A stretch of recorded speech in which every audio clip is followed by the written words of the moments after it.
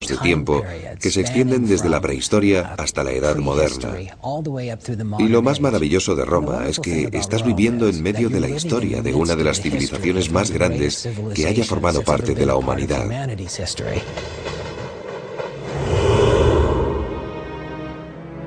La leyenda romana dice que la ciudad fue fundada en el año 753 a.C. por Rómulo y Remo, dos hermanos que fueron abandonados de niños y criados por una loba.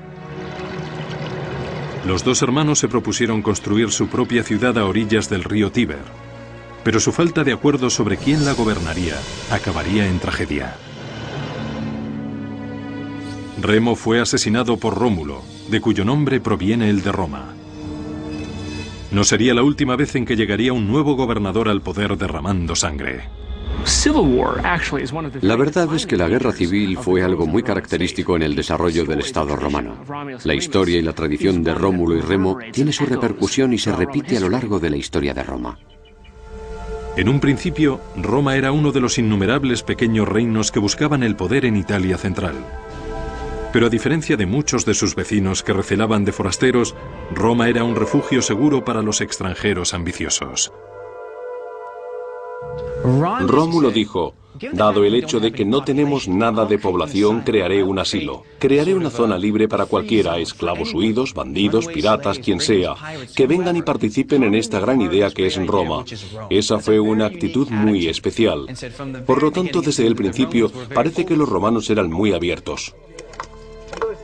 Esta apertura fomentó un intercambio libre de ideas, entre ellas teorías de ingeniería importadas de otras culturas.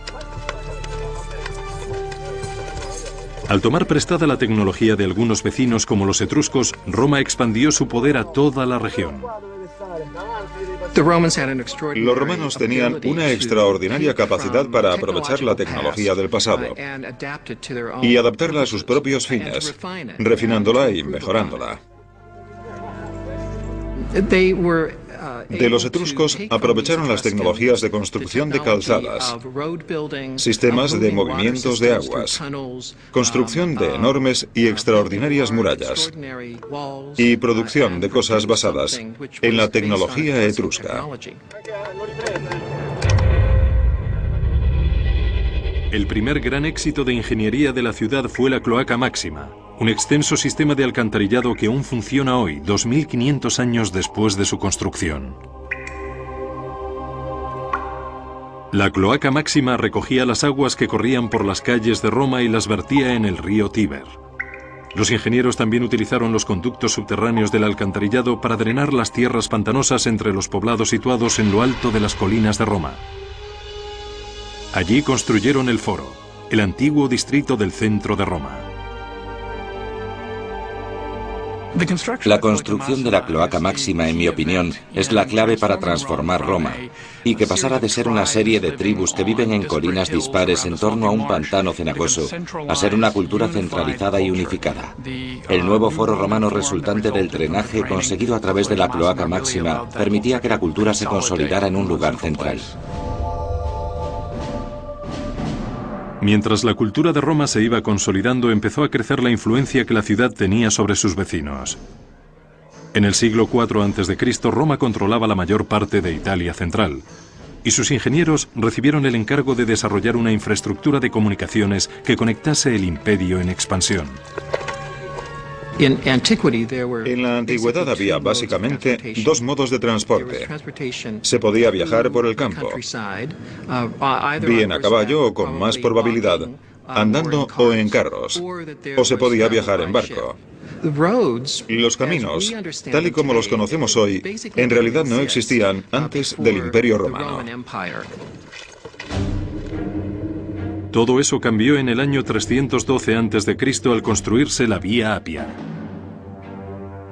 la primera calzada nacional de Roma que recorría 212 kilómetros desde la capital hasta la provincia de Campania al sur. Para trazar la ruta más recta y rápida por la costa, los ingenieros romanos utilizaron un instrumento especial de topografía.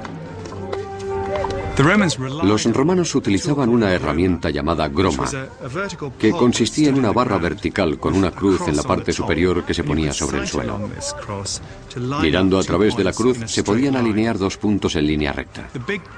La gran diferencia entre las calzadas romanas y las carreteras actuales es que los romanos no podían trazar curvas.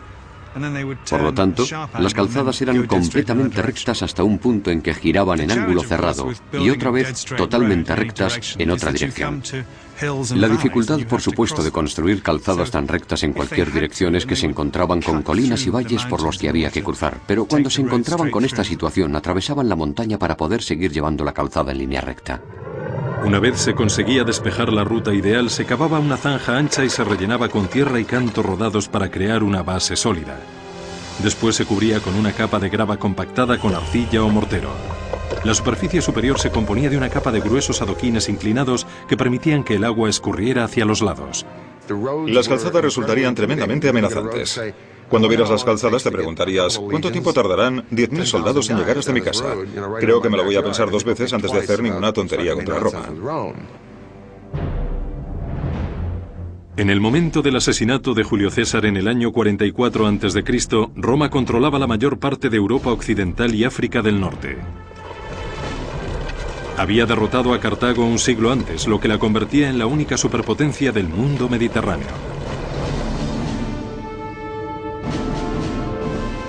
El posterior sucesor de César fue su gran sobrino Octavio, que fue renombrado Augusto y coronado primer imperator o emperador de Roma.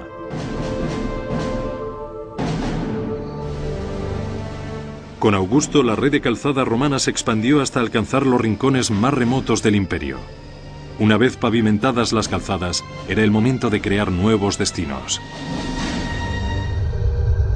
En la época de Augusto empezaron a surgir por todas partes ciudades al estilo romano dotadas de un foro, un teatro, un anfiteatro, una basílica y todas las demás grandes características de la ciudad de Roma.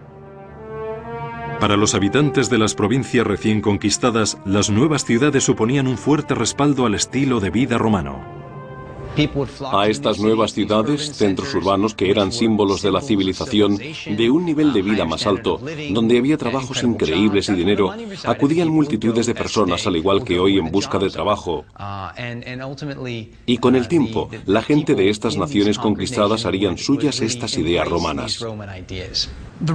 Creo que la ciudad romana en sí fue el instrumento más importante que tenían los romanos para fomentar la imagen de Roma. Y todas esas ciudades aún perviven. Londres, Bonn, París, son todas testimonio de la expansión de la cultura de Roma. Los ingenieros de Roma tenían un arma secreta que les permitía construir cosas más grandes, más fuertes y en menos tiempo que nadie. Un hormigón impermeable mezclado con una arena volcánica que se llamaba pozzolana. Al principio, el hormigón no era más que una simple cal, una mezcla de agua que, aunque se asentaba, no era muy fuerte. Y de hecho las partículas del primer hormigón se descomponían fácilmente. Pero en el hormigón romano, la arena pozzolana reaccionaba con la cal, resultando un hormigón muy parecido al hormigón actual, mucho más fuerte. Se dieron cuenta bastante pronto de que utilizando esta sustancia podían construir literalmente debajo del agua. Un invento extraordinario que les permitiría crear pilares enormes que podían resistir dentro del agua, revolucionando así las comunicaciones. Ahora, se podían construir puentes permanentes en lugar de puentes de madera. Durante la era de Augusto, este hormigón solidificó el dominio asfixiante de Roma sobre Europa occidental y sus constructores cambiaron el paisaje con monolitos enormes fabricados por el hombre. Uno en concreto revolucionaría la vida cotidiana en Roma durante los siglos venideros.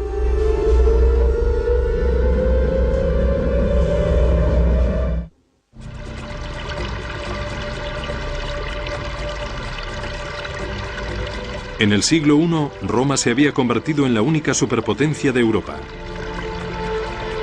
Pero al tiempo que expandían su imperio hacia el exterior, los romanos también estaban pendientes del interior y usaron sus conocimientos superiores de ingeniería para mejorar la calidad de vida dentro de las murallas de la capital.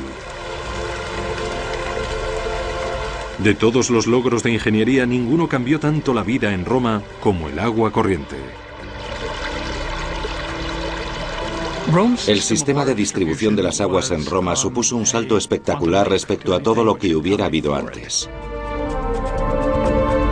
En la capital, 11 acueductos llevaban un flujo continuo de agua fresca a sus ciudadanos. En total transportaban 750 millones de litros al día desde las montañas a kilómetros de distancia hasta la ciudad. Los acueductos revolucionaron la vida cotidiana de los ciudadanos romanos, pero no solo la de los jardines y las villas de los ricos o los palacios de los emperadores, sino la del ciudadano medio romano.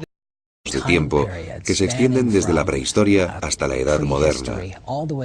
Y lo más maravilloso de Roma es que estás viviendo en medio de la historia de una de las civilizaciones más grandes que haya formado parte de la humanidad.